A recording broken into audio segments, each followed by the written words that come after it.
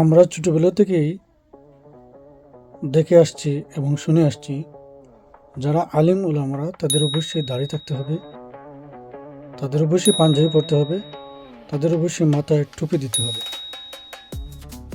নতুবা আলিম ওলামার কোনো পরিচয় পাওয়া যায় না। তাহলে কি এর অর্থ হলো যে কোনো মানুষ, সাধারণ মানুষ যারা অন্য ব্যাকগ্রাউন্ডে পড়ে, যেমন মাদ্রাসাতে পড়ালেখা করে না, স্কুল কলেজে পড়ালেখা করে, তারা যদি কোনো সময় আলিম হতে চায় এবং তারা যদি এগুলো পরিধান না করে অথবা তার দাড়ি না রাখে, তাহলে সে কি আলিম হতে পারবে না? আলিম হওয়ার জন্য দাড়ি রাখা, টুপি পরা, পাঞ্জাবি পরা এগুলা কি ফরজ?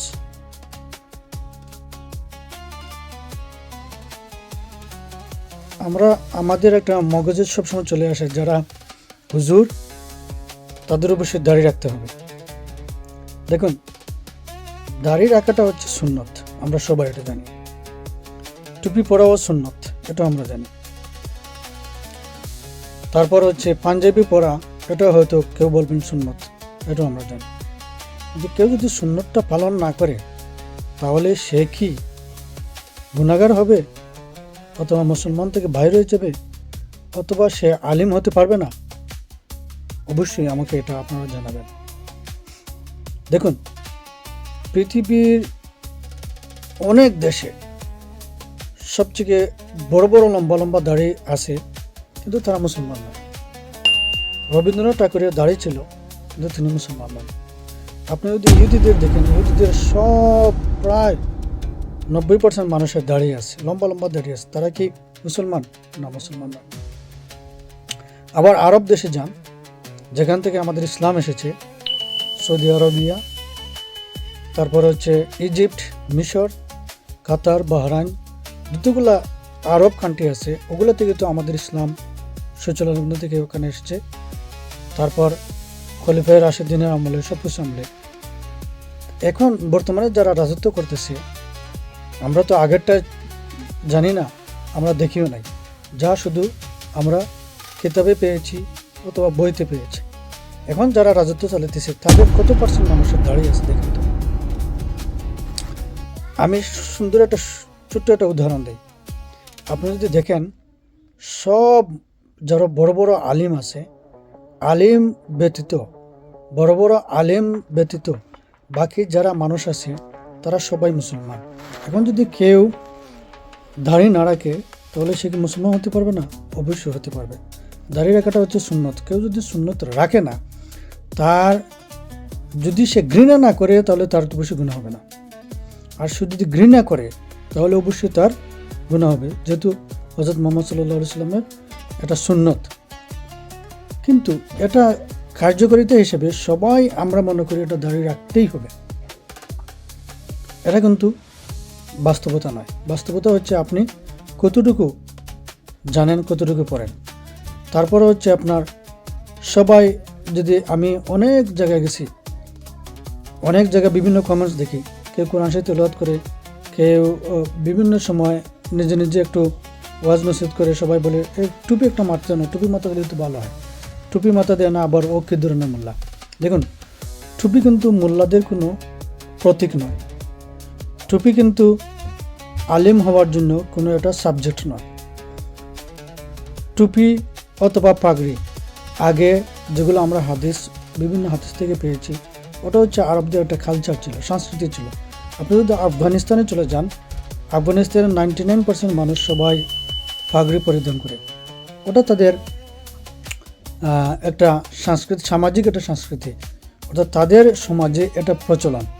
আবার যদি ইন্ডিয়ার শিখদের কাছে যান, ওরাও পাগড়ি পরিধান করে, তাহলে ওরা কি মুসলমান? অবশ্যই ওরা মুসলমান নয়। শিখরা দাড়িও রাখে, পাগড়িও পরিধান করে, এবং আমাদের মতো পাঞ্জাবিও তাদের আছে, হিন্দুদেরও পাঞ্জাবি আছে। এর অর্থ কি তারা কি মুসলমান?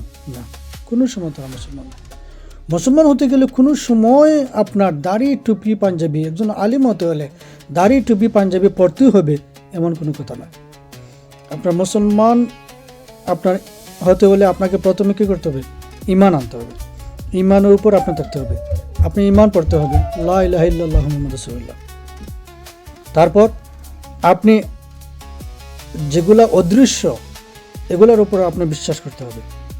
কারণ হচ্ছে মুসলমান হতে প্রথম শর্ত হচ্ছে আপনি অদৃশ্যর প্রতি বিশ্বাস করতে হবে। আমি সবিনয় অনুরোধ করতেছি, যারা এই মুহূর্তে দাড়ি টুপি ছাড়া বিভিন্ন আফ্রিকান মানুষ এবং অন্যান্য দেশের মানুষ যারা নামাজ পড়ায়, তাদের নামাজটা কি হয় না? দেখুন, নামাজ এর মধ্যে হচ্ছে কানেকশন হচ্ছে আপনার আল্লাহর। এখানে পবিত্র হচ্ছে আপনাকে শরীর পবিত্র থাকলে, যদি ভিতরে অপবিত্র থাকে আপনার এটা দিয়ে নামাজ কি হবে? অবশ্যই হবে না। ধরেন আমি একটা এক্সাম্পল দিই। ধরেন স্বামী স্ত্রী রাত্রে মিলন করলো,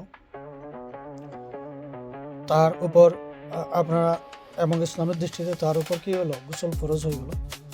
সে গোসল অনেক ধরেন একজন ইমাম সাহেব উনি গোসল করলো না, নামাজ পড়াইলো, ইমামতি করে ফেললো, তাহলে তার নামাজটা কি হলো? তার সাথে যারা মানুষ আছে ওরা তো জানে না উনি পাক না পাক, ওরা তো মনে করছে উনি অবশ্যই পাক এবং যেহেতু ইমাম সাহেব। তো অতএব নামাজের মধ্যে সম্পর্কটা হচ্ছে আপনার আত্মার এবং আল্লাহর, অর্থাৎ আপনার রবের প্রতি, আপনার প্রতিপালকের প্রতি আপনার আত্মার যেটা কানেকশন, এটাই হচ্ছে নামাজ। এটাই হচ্ছে আপনার যা কিছু বলবেন তা আপনার হৃদয় দিয়ে বলবেন। অর্থাৎ এখানে বাহ্যিক যে জিনিস আপনি লাগাইতেছেন, দাড়ি টুপি পাঞ্জাবি, এগুলো কিন্তু সাবজেক্ট নয়, এগুলো কিন্তু বিষয় না।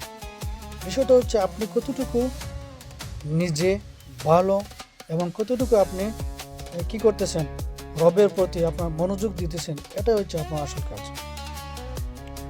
অতএব আপনারা নিজে চেষ্টা করুন এবং নিজে খুঁজুন যে এই দাড়ি টুপি পাঞ্জাবি এগুলো কিন্তু আমাদের বাংলাদেশের কোনো সংস্কৃতি নয়, এটা ইসলাম থেকে এসেছে। আমরা চাই সবাই এটা পড়ুক, কিন্তু সবাই পড়লে এটা আমাদের মধ্যে একটা ফরজের মতো হয়ে যায়। যেমন আল্লাহ রাসূল সাল্লাল্লাহু আলাইহি ওয়াসাল্লাম সবসময় কিন্তু সালাতুল তারাবির নামাজ পড়তেন না। তো সালাতুল তারাবির নামাজ যদি সবসময় পড়তেন, সুন্নত নামাজ যদি সবসময় পড়তেন, তাহলে অবশ্যই এগুলো ফরজ হয়ে যেত। তো আপনারা যেভাবে দেখেন সেভাবে মনে হচ্ছে যেগুলো একটা ফরজের মতো হচ্ছে, অথচ যেগুলো ফরজ আহকামগুলো আল্লাহ কোরআন শরীফে আমাদের জন্য আদেশ দিয়েছেন, এগুলো আমরা শতকরা 99% মানি না। শতকরা 99% মানি না। কারণ হচ্ছে প্রথমে যে সময় আপনি যদি কোরআন শরীফ খোলেন, প্রথম 1 থেকে 5 নম্বর আয়াত পর্যন্ত কোরআন শরীফ পড়েন, এই 5 নম্বর আয়াতের ভিতরেই আপনার জীবনের যা কিছু আছে সব কিছু ওখানে বলে দেওয়া আছে। আপনি যদি এটা মানতে পারেন তাহলে আপনি পরিপূর্ণ একজন ইমানদার। আর এটা যদি মানতে না পারেন, আপনি মুসলমানের কোনো, শুধু নামে মুসলমান, কাজে কোনো মুসলমান নয়। যেমন আমি নামে মুসলমান, কাজে কোনো মুসলমান নয়। আমি ইমানদার মুসলমান যেটাকে বলি, আমি নিজেকে বলি না। কারণ কার ভিতরে কতটুকু ইমান আছে একমাত্র সে ছাড়া আর কেউ বলতে পারবে না, একমাত্র আল্লাহ ছাড়া আর কেউ বলতে পারবে না। না আমার মা বাবা বলতে পারবে, না আমার স্ত্রী বলতে পারবে, না আমার বাচ্চা সন্তান কেউ বলতে পারবে না। আমার ইমান শুধু আমিই জানি। ইমান শব্দটা বিশ্বাস, এই বিশ্বাসটা হচ্ছে আমার ভিতরে কতটুকু বিশ্বাস আছে সেটা আমি ছাড়া পৃথিবীর কেউ বলতে পারবে না, কোনো বৈজ্ঞানিক বলতে পারবে না, কেউ পরীক্ষা করে বলতে পারবে না। অতএব আপনারা এখন থেকে আপনিও কমেন্টস করে জানান যে টুপি পাঞ্জাবি এবং আপনার টুপি পাঞ্জাবি আর কি বললাম দাড়ি, এগুলা কি মাওলানাদের হতেই হবে না হলে হবে? একদম বলতে দেখুন, অনেক সময় পাঞ্জাবি এবং রুমাল, এই যে বিভিন্ন রুমাল দিয়ে মুখ ঢাকা হয়, এগুলা আরবদের দেশে, যেমন আমি ইজিপ্টে ছিলাম, মিশরে ছিলাম, আপনারা যারা আরবিয়ান দেশে আছেন তারা জানেন বালু, খুব বালু, যখন জোর তুফান হয় তখন বালু থেকে বাঁচার জন্য সবসময় মানুষ এরকম পর্দা করে রাখত। এটা হচ্ছে তাদের একটা সংস্কৃতি। কারণ এটা যদি না করে তাহলে এই ধুলা বালুর চুকে চলে যাবে। এর জন্য তারা চুকের উপরে তারা কোনো সময় লাগাইতো। এখন তো সানগ্লাস চলে আসছে, ওই সময় তো সানগ্লাস ছিল না, ওই সময় তো আপনার কোনো চশমা ছিল না। চশমার পরিবর্তে এই রুমালগুলো তারা লাগাইতো। আর কোনো সময় শুধু চোখ বাইর করে রাখতো, আর সবগুলো তারা আবৃত্তি করে রাখতো। বড় বড় তুপ, পাঞ্জাবি, পাগড়ি এগুলো রাখে, কারণ যাতে ধুলা বালু ভিতরে না ঢুকে। অতএব এগুলো হচ্ছে আরবদের দেশের এটা সাংস্কৃতিক, এই সংস্কৃতিতে আমরা বয়ে এনে কী লাভ? প্রতিটা দেশের এক একটা সংস্কৃতি আছে, কারণ আল্লাহ নিজেই বলছেন আমি এক একটা দেশে এক একটা ভাষা সৃষ্টি করেছি, এক একটা জাতি সৃষ্টি করেছি, তাদের নিজস্ব সব কিছু দিয়েছি। অতএব আমরা যে বাঙালি জাতি আছি, বাংলায় সংস্কৃতি নিয়ে আমরা ভালো থাকি। এই ভিডিওটা হচ্ছে শুধু আমার ব্যক্তিগত মতামত, আপনারা অবশ্যই আপনাদের মতামত দেবেন, সম্বোধন জানাবেন। আর যদি একটু ভালো লাগে অবশ্যই সাবস্ক্রাইব করে রাখবেন। আর যদি আপনি এটা পুরাতন হয়ে থাকেন তাহলে অবশ্যই একটু শেয়ার করে রাখবেন। ওকে, আল্লাহ হাফেজ, আসসালামু আলাইকুম।